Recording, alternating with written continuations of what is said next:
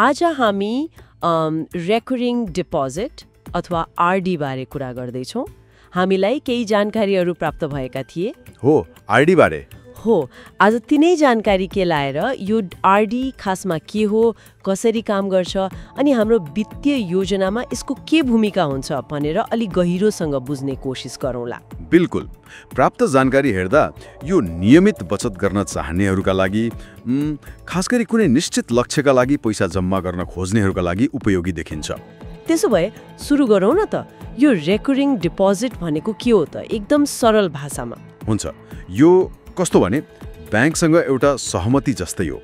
तपाईले हरेक महिना एउटा तोकिएको रकम एउटा निश्चित समयसम्म जम्मा गर्दै जानुहुन्छ। ए, हरेक महिना? हो, हरेक महिना। जस्तो 5,000 रुपियाँ 5 वर्षसम्म। अनि ब्याङ्कले त्यसमा ब्याज दिन्छ। अवधि सकिएपछि तपाईले जम्मा गरेको पैसा र ब्याज सबै एकैचोटि फिर्ता पाउनुहुन्छ। ए, भनेपछि बचत गर्ने एउटा तरिका भयो। हो, खास गरी यसले अनुशासन सिकाउँछ, नियमित बचत गर्ने बानी बसाल्छ। अनुशासन, यो महत्त्वपूर्ण कुरा हो। प्राप्त जानकारीमा त घर किन्न डाउन पेमेन्ट जम्मा गर्ने कुरा पनि थियो। यस हिसाबले अरू के फाइदा होला नि त? ठिक कुरा उठाउनु भयो। पहिलो त यही भयो, नियमित बचतको बानी।